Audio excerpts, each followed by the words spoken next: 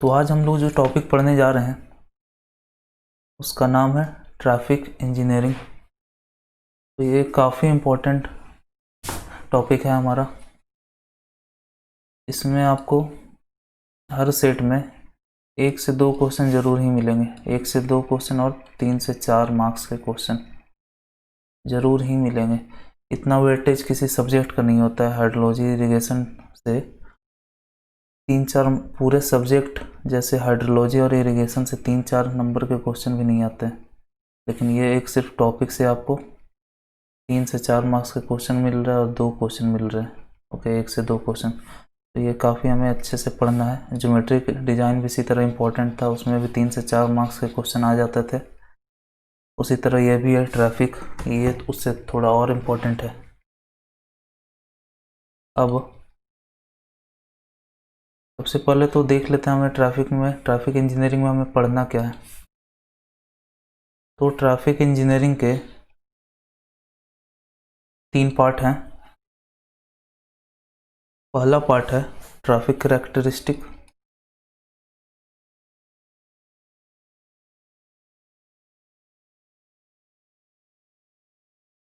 दूसरा है vehicular characteristic.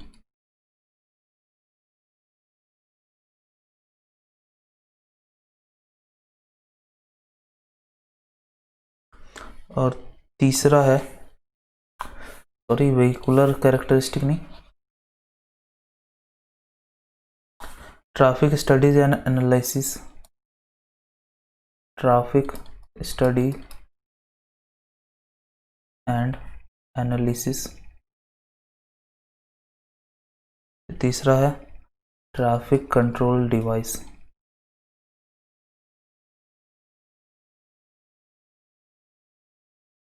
Traffic control devices. तो ये 3 पार्ट्स हैं जिसमें हमें इस ट्रैफिक इंजीनियरिंग को पढ़ना है। ये टॉपिक थोड़ा लंबा ही जाएगा। ओके, फिर स्टार्ट आज हम लोग इससे करेंगे। इसमें 3 टॉपिक्स हमें पढ़ना है। सबसे पहला है road user characteristic. Road user characteristic. फिर दूसरा है वेहिकुलर कैरेक्टरिस्टिक। Vehicular characteristic. फिर लास्ट थर्ड ब्रेकिंग कैरेक्टरिस्टिक। ठीक है, तो इन तीनों पे ट्रैफिक के एलिमेंट डिपेंड करते हैं इन तीनों पे। तो इनके बारे में सबसे पहले पढ़ते हैं। तो अभी हम लोग पढ़ेंगे रोड यूजर कैरेक्टरिस्टिक।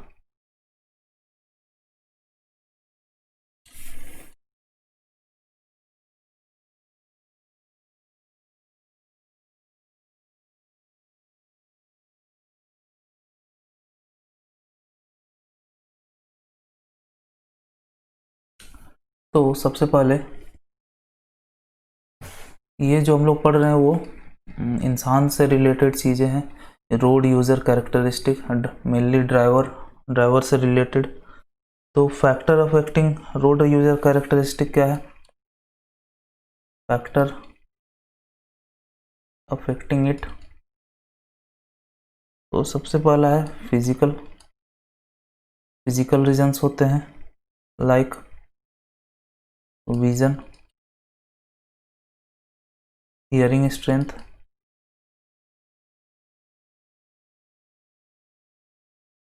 ओके। फिर साइकोलॉजिकल फैक्टर्स होते हैं,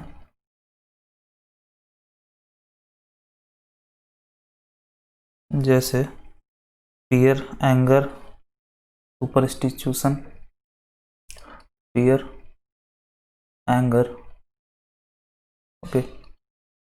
फिर सी है मेंटल फैक्टर्स। मेंटल फैक्टर्स होते हैं knowledge, skill, intelligence, experience, literacy. Knowledge और एक्सपीरियंस ले लेते हैं। तो ये सब फैक्टर्स हुए जो रोड यूजर कैरेक्टरिस्टिक को डिपेंड करते हैं। ओके, इसमें जानने लायक डिटेल में सिर्फ ये है विज़न। विज़न में एक पॉइंट आता है, आप लोगों ने हमेशा देखा होगा कि एक 6x6 और 6x9 करके एक चीज़ होता है, ठीक है। तो देखते हैं वो 6x6 क्या होता है, या x/y इस तरह का नंबर कोई होता है। तो जो हमारा 6/9 है, इसका मतलब देखते हैं। 6/9 का मतलब होता है जो चीज़ एक नॉर्मल इंसान 9 मीटर दूर से देख सकता है, वो एक दूसरा इंसान जिसका आँख थोड़ा ख़राब है वो 6 मीटर से देख सकता है, ठीक है। पुअर विज़न वाला इंसान उसे 6 मीटर से देखेगा, ठीक है। तो जो 9 मीटर पे दिखना चाहिए था वो हमें 6 मीटर पे दिख रहा है। तो इसको मतलब ये 6/9 का यही मतलब हुआ, जो एक नॉर्मल इंसान को 9 मीटर पे दिख रहा है वो पुअर विज़न वाले को 6 मीटर पे दिखेगा। ओके, ये था विज़न के बारे में, ये थोड़ा जानना ज़रूरी था। तो रोड यूज़र कैरेक्टरिस्टिक इतना ही सा था, रोड यूज़र कैरेक्टरिस्टिक। अब हम लोग बढ़ते हैं व्हीकुलर कैरेक्टरिस्टिक पे। सेकेंड है vehicular characteristic.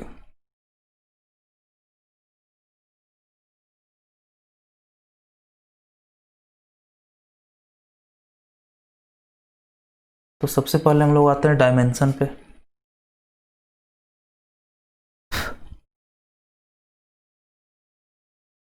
Dimension of vehicle.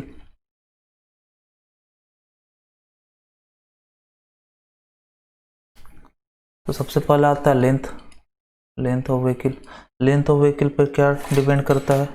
Length of vehicle पे डिपेंड करता है आपका एक्स्ट्रा वाइडनिंग,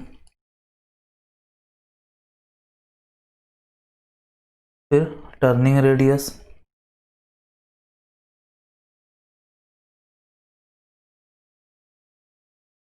और पार्किंग फैसिलिटीज।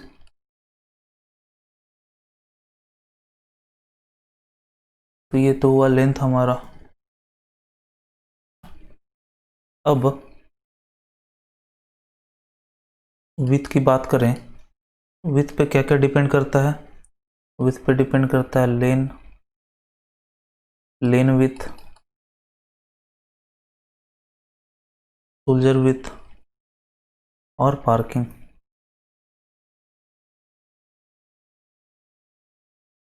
और फिर है हाइट पे क्या डिपेंड करता है? Height of bridge and height of electric line, height of bridge. तो ये सब हमारा बहुत सारा चीज़ जो है डायमेंशंस पे डिपेंड करता है, इसलिए हमें इसके लिए एक रूल बनाना पड़ेगा। तो आईआरसी ने एक रूल दे दिया, as per IRC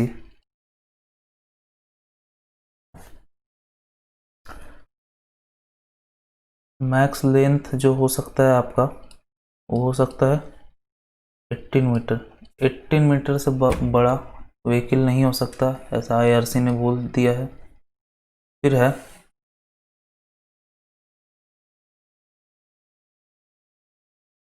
maximum with. Maximum with के लिए भी बोल दिया है 2.44 मीटर। इससे ज़्यादा विथ नहीं हो सकता व्हीकल का आईआरसी के हिसाब से। होता है नहीं होता वो अलग बात है, लेकिन आईआरसी ने सेट करके रखा, ये मैक्सिमम फॉलो होता होगा। मैक्सिमम हाइट 4.75 मीटर ही दिया गया है। ओके, तो ये हमारा आईआरसी ने सेट कर दिया है, इसे फॉलो हमें करना है। क्यों करना है? क्योंकि ये सब चीज़ें डायमेंशन पे डिपेंड करती है। ये ट्रैफिक एलिमेंट्स हैं और ये सब डायमेंशन पे डिपेंड करती है। तो ये तो हुआ डायमेंशन। अब आते हैं हम लोग वेट ऑफ लोडेड व्हीकल पे। Weight of loaded vehicle.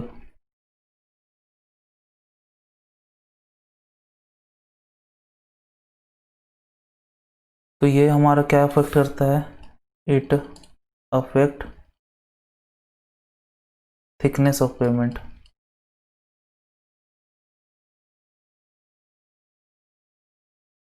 It affect thickness of payment and design gradient. तो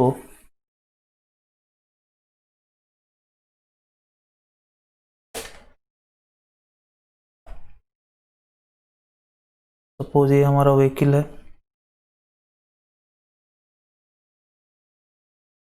ये 2 टायर्स हैं, ये 2 टायर्स हैं, फिर अगेन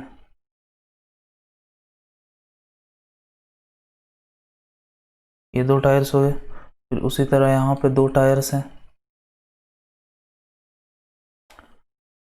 मतलब यहाँ पे 4 टायर्स हैं, यहाँ 4 टायर्स, उसी तरह यहाँ भी 4 टायर्स होंगे, यहाँ भी 4 टायर्स होंगे, फिर यहाँ पे सिंगल टायर है,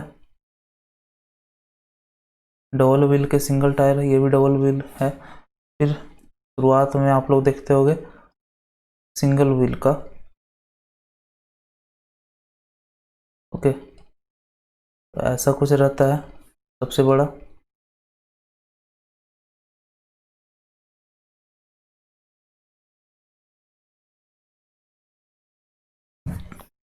तो ये मैक्सिमम लेंथ हमें 18 मीटर दिया गया है, 18 मीटर। तो इसके लिए परमिट है 6 टन, इसके लिए परमिट है 10.2 टन्स, इसके लिए परमिट है 80 टन, इसके लिए भी 18 टन। तो जब इन लोगों को आप ऐड करोगे तो टोटल आता है 52.2 टन्स, ओके। तो ये आपको याद रखना है, 18 टन, 18 टन। अगर सिंगल सिंगल एक्सल है और डबल टायर है तो 10.2, और सिंगल एक्सल और सिंगल टायर है तो 60, ओके। तो ये तो था वेट, वेट के लिए ये सब प्रोविजंस है। ये मैक्सिमम वेट इतना ही हो सकता है हर एक्सल पे, और टोटल इतना होगा, क्योंकि रोड इस इतने ही तक के लिए डिज़ाइन होता है, ओके। अब नेक्स्ट है पावर व्हीकल। पावर, तो पावर क्या अफेक्ट करता है, पावर अफेक्ट करता है आपका ग्रेडियंट, ग्रेडियंट ऑफ रोड। उसके बाद है स्पीड। स्पीड क्या, तो स्पीड लगभग एवरी ज्योमेट्रिकल एलिमेंट को कंट्रोल करता है, ओके। Affect every element. अभी तक आप लोगों ने जितना भी एलिमेंट के बारे में, जैसे सुपर एलिवेशन के बारे में पढ़ा होगा, फिर लेंथ ऑफ कर्व के बारे में पढ़ा होगा, तो हर किसी में हमें वेलोसिटी का ज़रूरत पड़ता ही है, इसीलिए it affects every element, okay. तो ये था आपका वेहिकुलर कैरेक्टरिस्टिक। अब हम लोग आ जाते हैं ब्रेकिंग कैरेक्टरिस्टिक पे।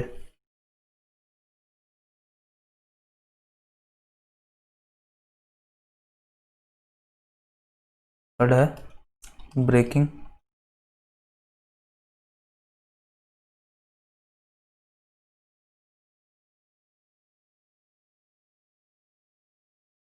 ब्रेकिंग कैरेक्टरिस्टिक, तो सपोज ये हमारा व्हीकल है,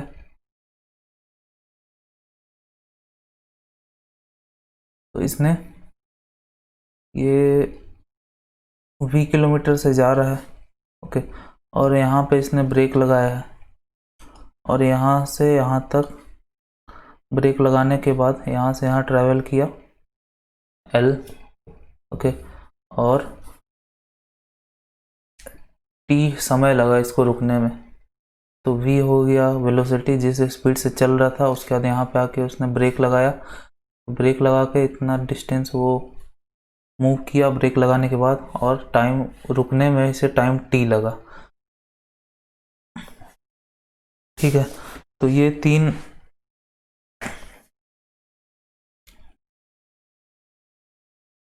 तो हमें एटलीस्ट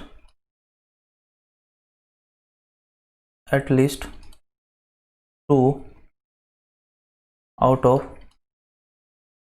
3 ये 3 पैरामीटर्स हो गए, तो 2 आउट ऑफ 3 पैरामीटर्स चाहिए हम लोगों को किसी भी पेमेंट का स्किड रेजिस्टेंस पता करने के लिए। ठीक है, parameter we should no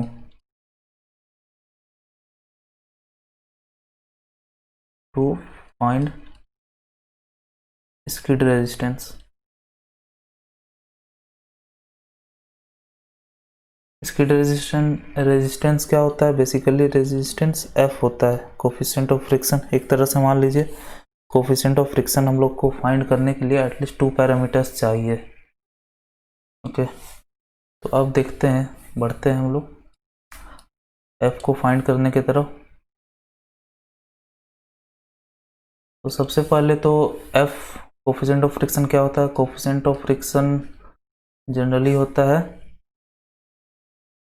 retardation by acceleration due to gravity. Retardation जो कि ये होता है -a/g, तो इसे हम लोग फ्रिक्शन ऑफ कोफिशिएंट बोलते हैं, coefficient of friction, sorry, coefficient of friction बोलते हैं। तो ये हमेशा याद रखना, a/g को f बोलते हैं। अब सबसे पहले देखते हैं रिटार्डेशन।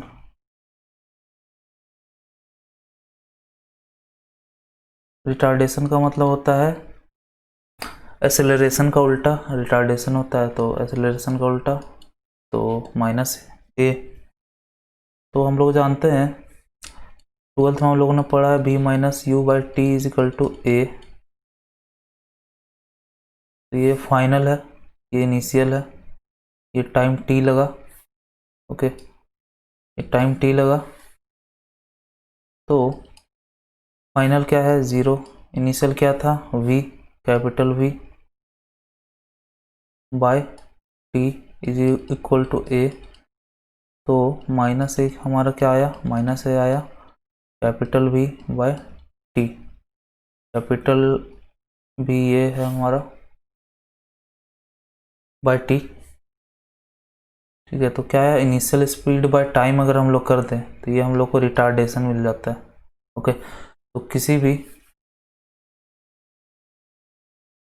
तो कहीं भी अगर आपसे f पूछे, कोफिशिएंट ऑफ फ्रिक्शन पूछे, और आपको v और t दिया हो, इनिशियल स्पीड और टाइम दिया हो, तो उस केस में आप लोग क्या करोगे?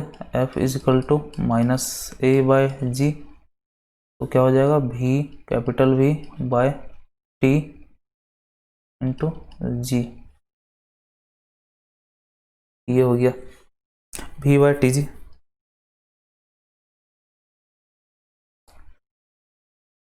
तो ये f का फॉर्मूला हो गया v/tg। अगर v और t दिया हुआ है तो आप लोगों को बोला था एटलीस्ट 2 पैरामीटर चाहिए आपको f निकालने के लिए। यहाँ पे दो पैरामीटर यूज किए गए हैं, कैपिटल V जो कि इनिशियल स्पीड है और t, और यहाँ पे L नहीं है, तो इसलिए 2 हैं तो काम चल जा रहा है, निकल जा रहा है, f निकल जा रहा है आपका। उसके बाद है स्किड डिस्टेंस। स्किड डिस्टेंस, तो इसकी डिस्टेंस फाइंड करने के लिए आप लोग एक जानते होंगे 12th का formula, s is equal to ut plus half at। तो यहाँ पे s क्या है? l है, और सबसे पहले फॉर्मूला ले लेते हैं। s is equal to ut plus half at²।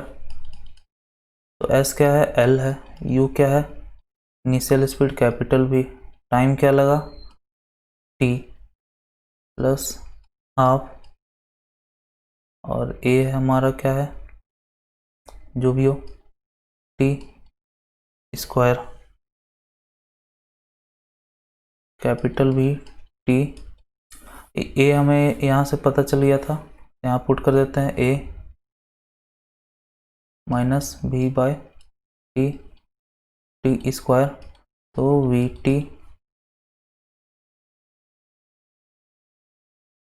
T minus we T by two, मान लिया क्या आया वी टी बाय टू। तो आपका स्किड रेजिस्टेंस का क्या हो गया, L is equal to capital V और T बाय टू। इससे आपका स्किड रेजिस्टेंस मिल गया, और इसको आप लोग फर्दर अगर ट्राई करोगे तो इसमें हमें F भी मिल जाएगा।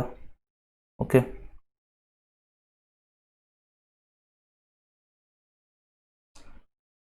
तो अब आते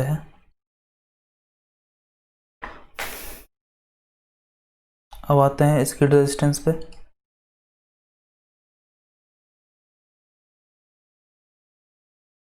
F पे, F आपको बताया A बाई जी होता है।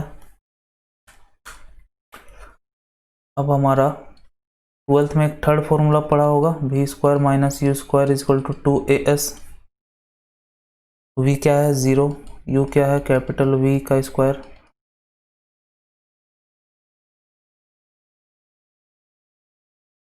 तो V माइनस V स्क्वायर।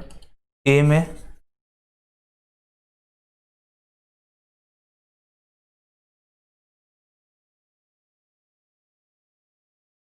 ए की जगह हम लोग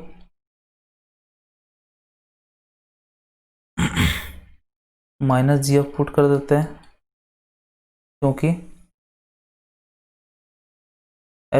क्योंकि वो F is equal to minus A by G होता है। तो ए की जगह हम लोग लिख सकते हैं माइनस एफ जी। ओके, तो इसलिए यहाँ पे लिखा जा रहा है। उसके बाद एल, एफ निकालने के लिए ये माइनस माइनस एफ निकालने के लिए capital V square by two G L. F के लिए एक ये फॉर्मूला हो गया, इसमें भी दो पैरामीटर्स यूज हुए हैं, कैपिटल वी और एल, इसमें भी दो यूज हुए थे।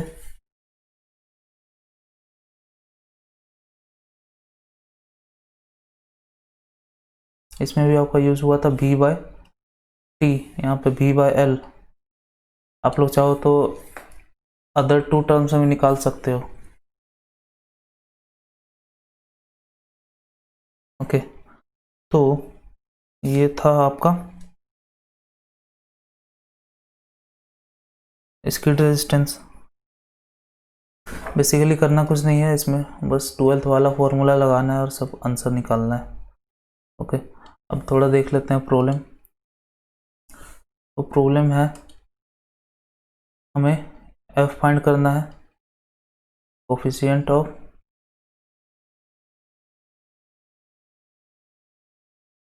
फ्रिक्शन या स्किड रेजिस्टेंस बोलिए। सबसे पहला है ब्रेकिंग डिस्टेंस आपका दिया हुआ है, और भी दिया हुआ है, मतलब इनिशियल स्पीड दिया हुआ है, इनिशियल स्पीड।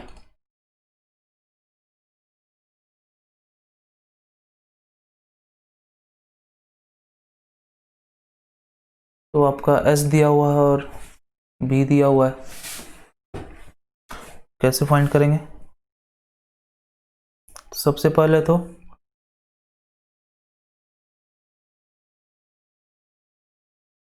एक ही फॉर्मूला आता है, आपका भी दिया हुआ है और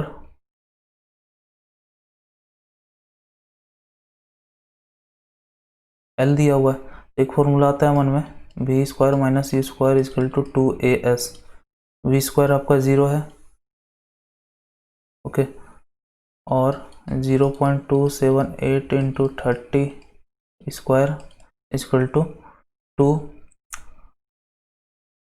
ए को लिख सकते हैं माइनस एफ जी, और यहाँ पे एस जो है वो है 5.8। ठीक है, तो यहाँ पे सिर्फ एफ अननोन है, इसको आप लोग फाइंड करोगे तो एफ इजकल टू 0.611 आ जाएगा। ओके, तो ये था ए। बी में है यू दिया हुआ है और टी दिया हुआ है, यू और टी दिया हुआ है। तो यू टी से तो एक फॉर्मूला हम लोगों ने बना रखा था, तो फॉर्मूला छोड़ते हैं, ट्राई करते हैं। तो v minus U by T is equal to A होता है। ओके, तो v यहाँ 0 दिया हुआ है, u दिया हुआ है 40 kilometre per hour, time t दिया होता है। a निकल जाएगा हमारा, a की जगह हम लोग माइनस जी एफ रख सकते हैं, माइनस जी एफ। तो f is equal to u by g t. U क्या हो जाएगा 0.278 इंटू 40 और g हो जाएगा 9.81, t हो जाएगा 1.8। तो इसको जब आप लोग फाइंड करोगे तो आप लोगों के सामने आएगा 0.63। Now third question, braking distance आपका दिया हुआ है और ब्रेकिंग लेंथ दिया हुआ है, ब्रेकिंग डिस्टेंस दिया हुआ है और ब्रेक एप्लीकेशन ड्यूरेशन दिया हुआ है, टी दिया हुआ है। ओके, तो इसके लिए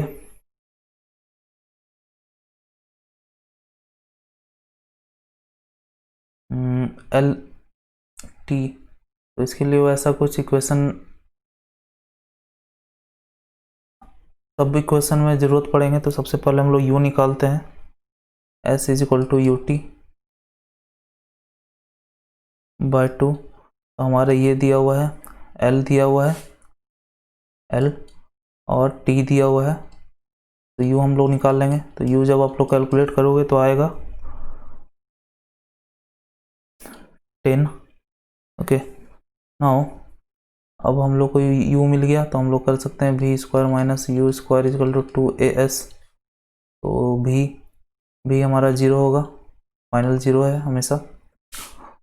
और u है -10 square 2 into minus g F. S क्या है, एस है हमारा 7 मीटर। इसको जब कैलकुलेट करोगे तो आएगा f is equal to 0.72 metre. Okay, तो ये था आपका स्किड रेजिस्टेंस के ऊपर न्यूमेरिकल्स प्रॉब्लम्स। अब आगे बढ़ते हैं हम लोग।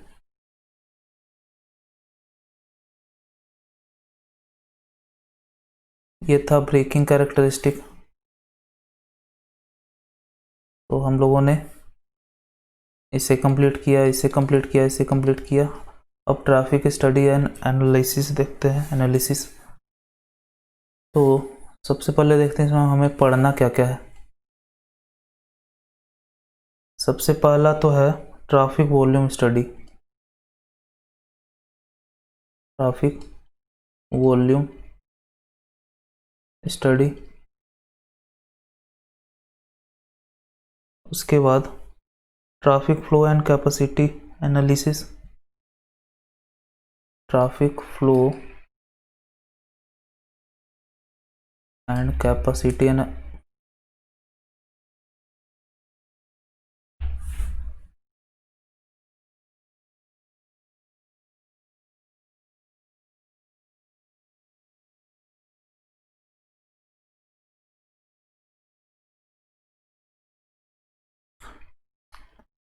उसके बाद है स्पीड स्टडी,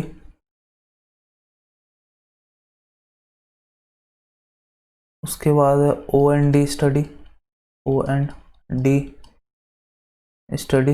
ये अब सिलेबस से हट गया लेकिन फिर भी हम लोग थोड़ा सा देखेंगे। एक्सीडेंट स्टडी,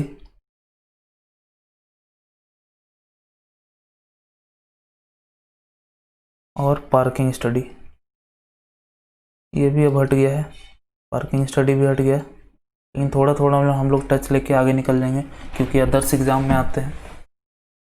तो ये सबसे पहले तो हम लोग अब पढ़ेंगे traffic volume study. Okay, traffic volume study.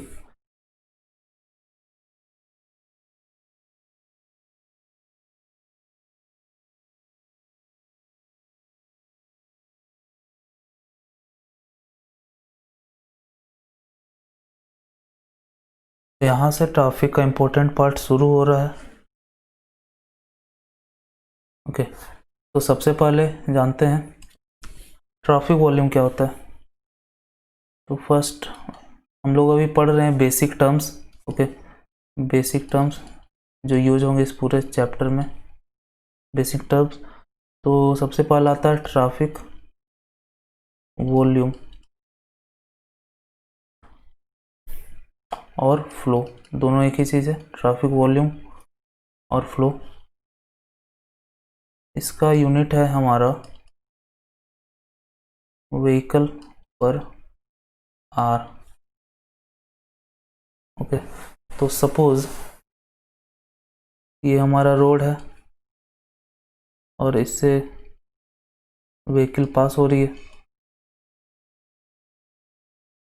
तो हम लोग क्या करते हैं, एक सेक्शन मान लेते हैं, ये सेक्शन, और यहाँ पे टाइम स्टार्ट करते हैं, t=2 काउंटिंग स्टार्ट करते हैं, और एट t=1 आवर पे स्टॉप कर देते हैं टाइम को, और देखते हैं कितना व्हीकल हमारा पास हुआ। जितना व्हीकल पास हुआ बाय 1, ओके, तो वो हो गया हमारा वॉल्यूम, ट्रैफिक वॉल्यूम और फ्लो। तो 1 घंटे में एक पार्टिकुलर सेक्शन से कितनी गाड़ियाँ पास कर रही है वो हो जाता है ट्रैफिक फ्लो। तो इसका यूनिट या तो ये है, अदरवाइज व्हीकल पर डे भी होता है, बहुत जगह मिल जाएगा आपको। तो इसके 2 यूनिट्स होते हैं ये। तो ये हो गया आपका ट्रैफिक वॉल्यूम, ये हमेशा आपका यूज होते रहेगा, ये आप याद कर लें क्या होता है, number of vehicle passing through particular section of the road per unit time. अब आते हैं नेक्स्ट आपका यूज होते रहेगा PCU और PCE। तो जनरली PCU हमेशा यूज होते रहेगा। तो PCU होता है, का फुल फॉर्म होता है पैसेंजर कार यूनिट।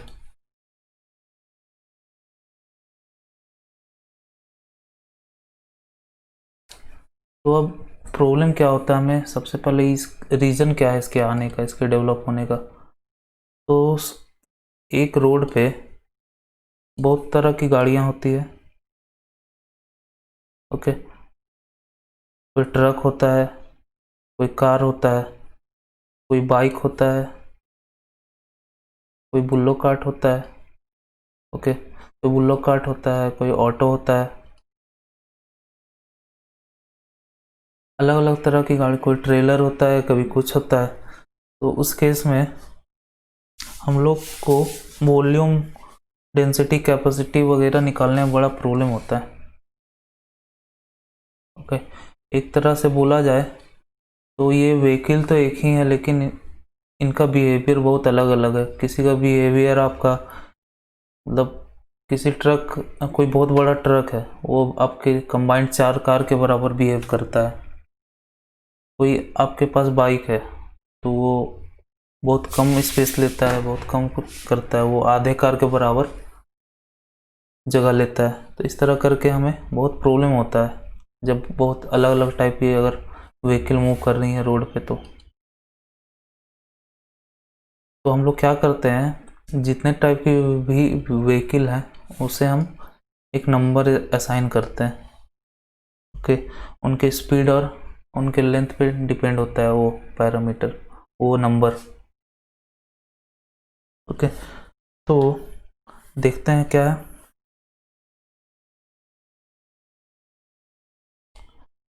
सबसे पहला तो हुआ कार और टेम्पो, इसको हम लोग 1 असाइन करते हैं, ओके। तो वहाँ पे तो हम लोग देखे क्या होता है, डिफरेंट डिफरेंट टाइप की गाड़ियाँ होती हैं, उनकी स्पीड, उनका स्पीड डिफरेंट होता है, उनका लेंथ डिफरेंट होता है। तो हर तरह की व्हीकल अलग तरह से बिहेव करती है। तो हम लोग क्या करते हैं, हर हर व्हीकल को एक नंबर असाइन करते हैं with respect to a standard vehicle. तो यहाँ पे स्टैंडर्ड व्हीकल क्या है, कार, टेम्पो, ठीक है, इसको हम लोग 1 बोलते हैं। इसके बाद आता है आपका बाइक, तो बाइक को 0.5 असाइन करते हैं। उसके बाद आ जाता है आपका ट्रक और बस, ट्रक और बस, इसको 3 असाइन करते हैं क्योंकि इसका लेंथ काफ़ी बड़ा है, स्पीड भी कम होता है। तो बेसिकली PCU जो है आपका लेंथ और स्पीड पर डिपेंड करता है, आगे हम लोग देखेंगे। पहले देख लेते हैं एग्जांपल्स। रिक्शा आपका हो जाता है 1.5, और बुल्लोक कार्ट बैलगाड़ी का लेंथ भी थोड़ा बड़ा होता है और स्पीड काफ़ी कम होता है, उसके कारण से इसे हम लोग 4 रेटिंग देते हैं। ये 4 पीसीयू कहलाता है। ओके, तो अब देखते हैं पीसीयू का एक फॉर्मूला होता है। पीसीयू का फॉर्मूला होता है speed ratio by length ratio. Speed ratio by length ratio होता है फॉर्मूला। तो स्पीड रेशियो क्या होता है, वी स्टैंडर्ड व्हीकल का जो स्पीड है और जिसका आप पीसीयू मेजर कर रहे हैं, और length of standard vehicle by जिसका लेंथ आप लोग मेजर कर रहे हैं।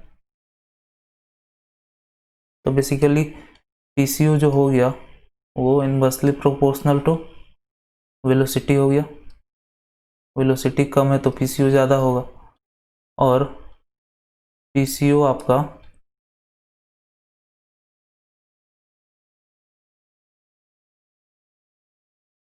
लेंथ पे डिपेंड हो गया।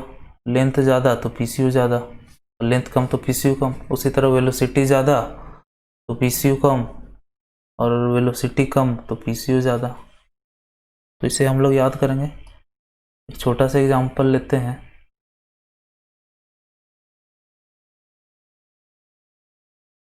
एग्जांपल ये है कि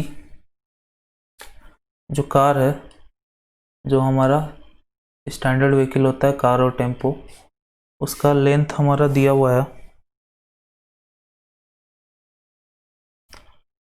5 मीटर। एग्जांपल है जस्ट, ओरिजिनल में कुछ और होता होगा, एग्जांपल ले रहे हैं बस।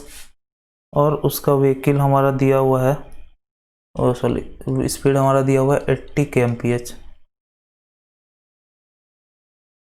और एक व्हीकल है जिसका हमें पीसीयू फाइंड करना है, उसका लेंथ हमारा दिया हुआ है 10 मीटर और स्पीड दिया हुआ है 40 kmph। तो इसका पीसीयू हमें फाइंड करना है। ओके, तो पीसीयू क्या होता है, speed ratio by length ratio. Speed ratio क्या होता है, स्पीड रेशियो 80। स्पीड रेशियो क्या होता है, speed of standard vehicle by speed of given vehicle, given है 40। उसके बाद होता है लेंथ में क्या होता है, लेंथ में होता है length of standard vehicle. Length of standard vehicle क्या है 5 मीटर, लेंथ ऑफ गिवन व्हीकल 10। तो ये 2 हो गया और ये 2 हो गया, ये 2 ऊपर चला जाएगा तो हो जाएगा आपका 5 पीसीयू। ठीक है, तो ये एग्जांपल है पीसीयू के लिए।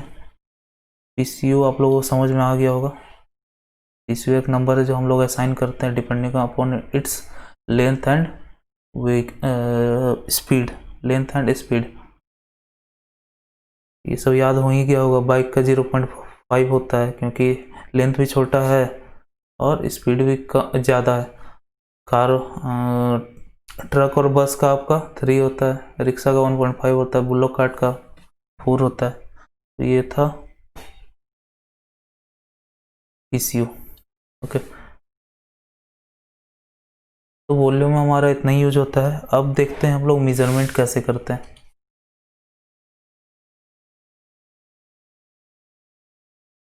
Measurement of volume.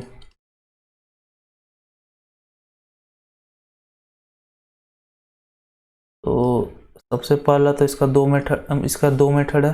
सबसे पहला मैनुअल काउंटिंग, मतलब खुद खड़ा होकर इंसान काउंट करता है। ओके, तो इसका खासियत ये है कि हम लोग इसमें क्लास टाइप ऑफ, मतलब किस क्लास का व्हीकल है वो फाइंड कर सकते हैं। ट्रक है या टेम्पो है या कार है या बाइक है, वो फाइंड करते हैं। लेकिन डिसएडवांटेज क्या है कि ये लॉन्ग टर्म तक फाइंड नहीं कर सकता। एक्यूरेसी उतनी बढ़िया नहीं रहती। तो ये मैनुअल मेथड का प्रॉब्लम है। और मैकेनिकल मेथड, मैकेनिकल मेथड में 3 तरह के मेथड है जनरली यूज्ड। पहला है रडार मेथड, दूसरा है मैग्नेटिक मेथड, तीसरा है न्यूमेटिक होस मेथड।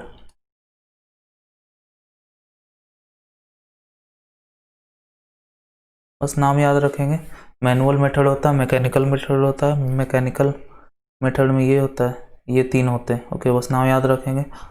अगर इसके बारे में पढ़ना है तो आप किसी भी कोचिंग मटेरियल या स्टैंडर्ड बुक से पढ़ सकते हैं, ज़रूरी नहीं है ये। ओके, तो ये था मेजरमेंट। अब आते हैं representation of traffic volume data. तो सर्विंग में भी हम लोगों ने रिप्रेजेंटेशन पढ़ लिया था, यहाँ भी पढ़ते हैं रिप्रेजेंटेशन ऑफ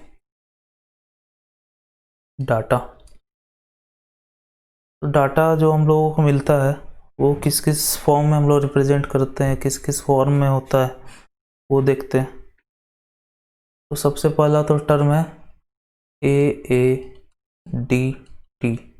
इसका फुल फॉर्म है annual average daily traffic. Annual average daily traffic, ये बहुत ज़्यादा ये टर्म यूज होता है। इसमें हम लोग क्या करते हैं, रोड के एक सेक्शन से साल भर में जितना भी गाड़ी पास हुआ उसको हम लोग डिवाइड कर देते हैं 365 से। ओके, तो all vehicle in year by 365। Annual average daily traffic है all vehicle in year by 365। इससे हम लोगों को डेली एवरेज डेली ट्रैफिक मिल गया, साल भर का डाटा, इसीलिए आगे एनुअल लग गया।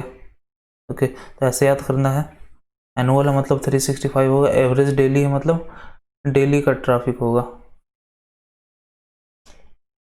और इसका यूनिट वही है vehicle per our, sorry vehicle per day, vehicle per day. अब आते हैं AAHT, annual average hourly traffic. ये डेली के जगह बस यहाँ पे आवरली हो जाएगा। तो आप लोगों को समझ में आ रहा होगा क्या करने वाले हैं हम लोग।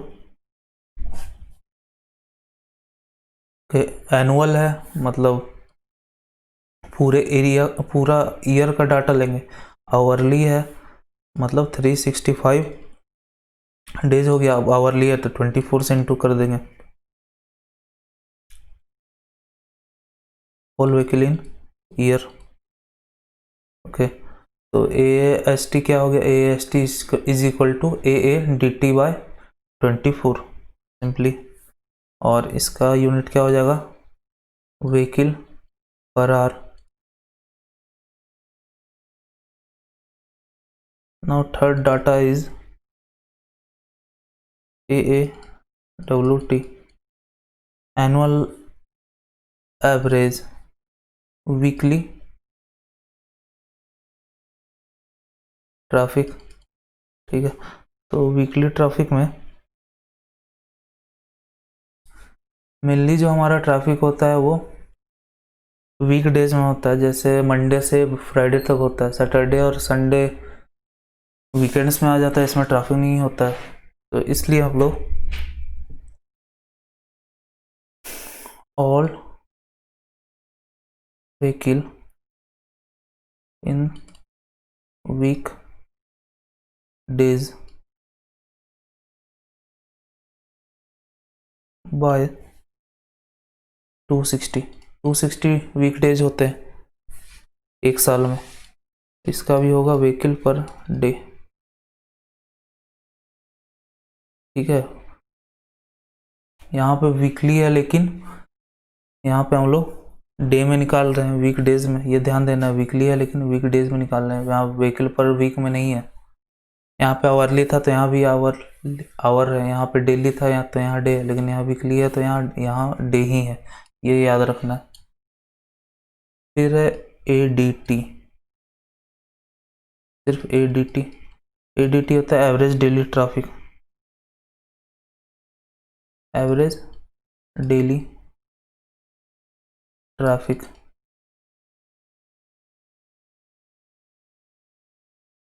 तो ये होता है total number of vehicle through a week by 7।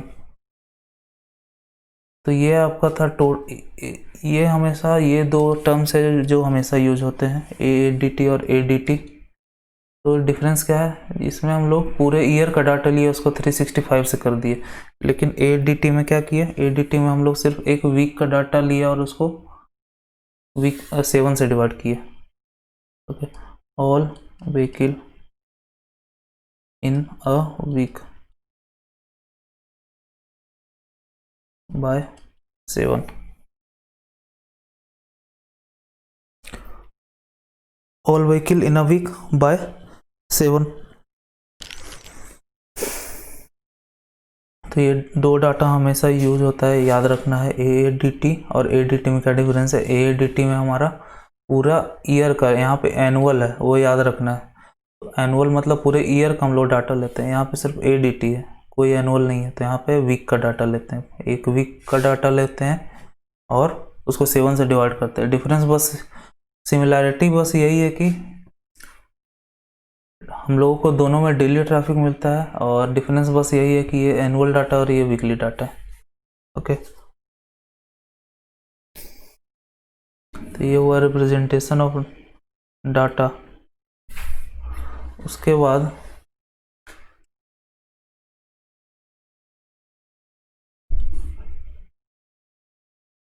हम लोग पढ़ेंगे एक्सपेंशन फैक्टर।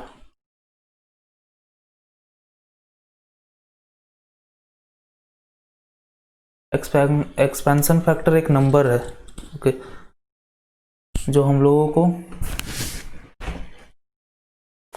वॉल्यूम देता है। ओके, अब प्रॉब्लम क्या होता है, सबसे पहले समझते हैं इसका ज़रूरत क्या पड़ा।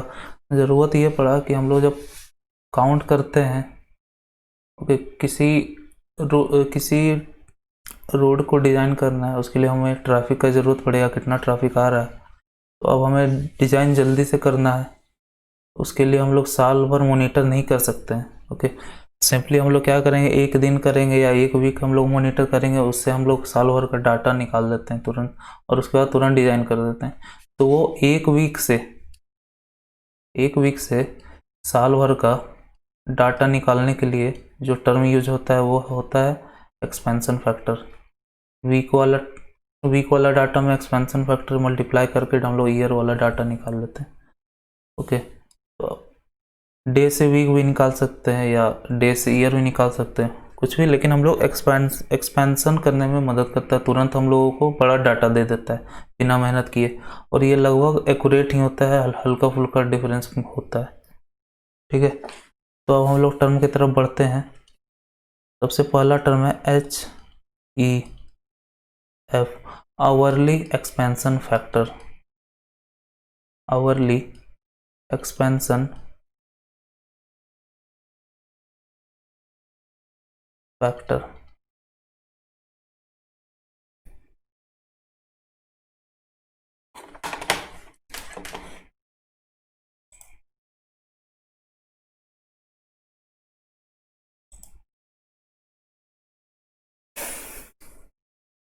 आवरली एक्सपेंशन फैक्टर, तो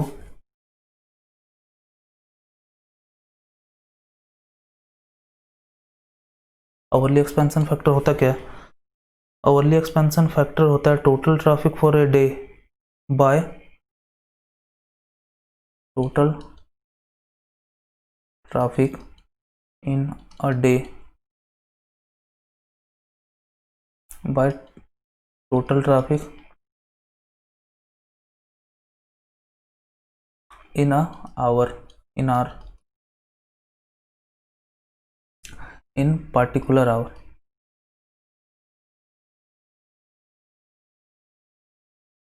तो क्या होता है HEF, hourly expansion factor, total traffic in a day, एक दिन में कितना ट्रैफिक है, by total traffic in particular are, particular are में कितना ट्रैफिक है। तो ये है hourly expansion factor.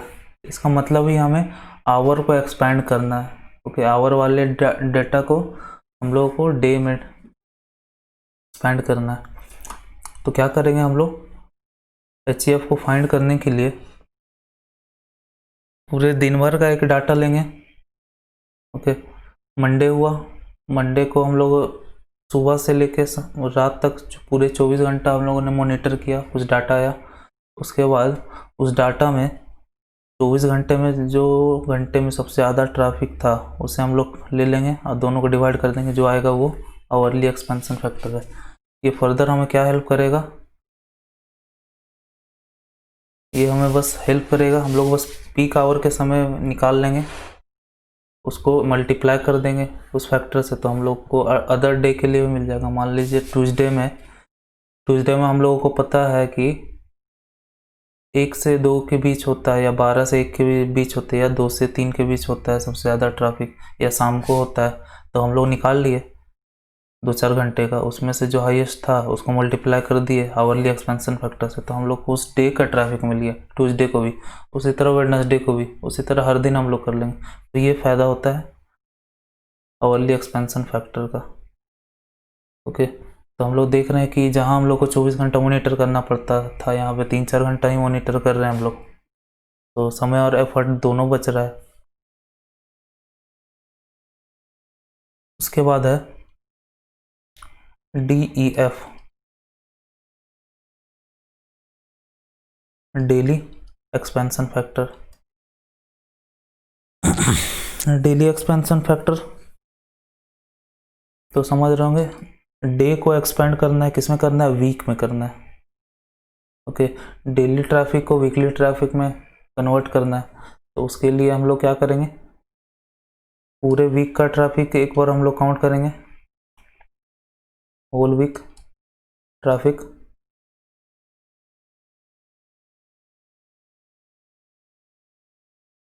Average traffic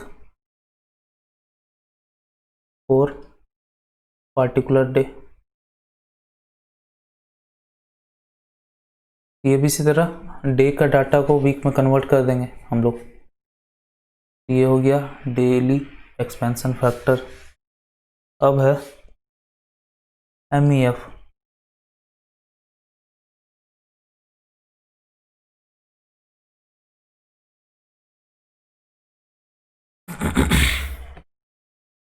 MEF क्या होता है, MEF होता है monthly expansion factor, monthly expansion factor.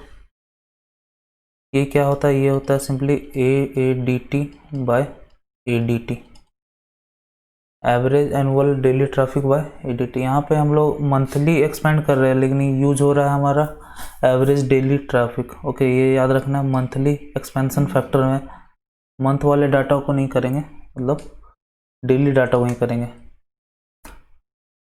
Average daily traffic नीचे रहेगा और एनुअल एवरेज डेली ट्रैफिक ऊपर रहेगा, तो दोनों को डिवाइड करने से हमें MEF मिल जाएगा।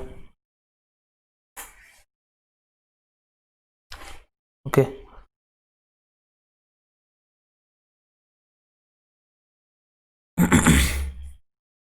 तो इसके ऊपर हम लोग प्रॉब्लम कर लेते हैं।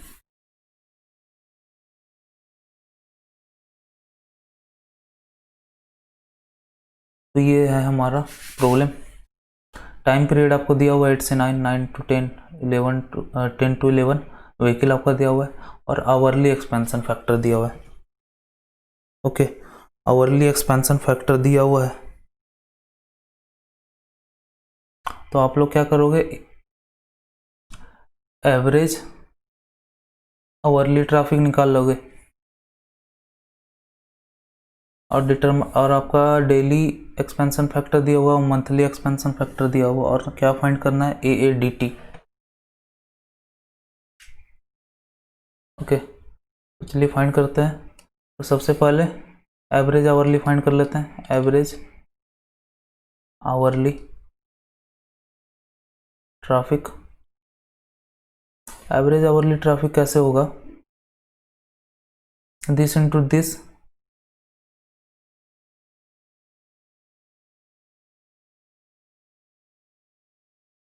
Sorry, average daily traffic calculate होगा इससे। यहाँ एच ई एफ है, एच ई एफ को इंटू करने से, एच ई एफ हमें आवर से डे में जाने के लिए मदद करता है, ठीक है। तो average daily this into this, this into this, this into this, by 3 हम लोग कर देंगे। बाय 3 करने से एवरेज हम लोग को निकल जाएगा। तो एवरेज डेली हम लोग अगर निकालेंगे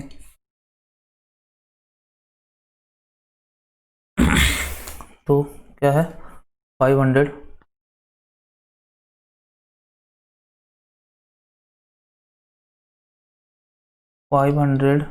into 25 plus 600 into 22 plus 700 into 20 by 3, ये करने से हम लोगों को मिलेगा 13233.33 व्हीकल पर डे। ये हम लोग को डाटा मिल गया एवरेज डेली। ओके, अब क्या करेंगे हम लोग, डी एफ दिया हुआ है तो अब हम लोग डी एफ से मल्टीप्लाई इसको कर देते हैं, उससे हम लोग को क्या मिल जाएगा, एवरेज वीकली।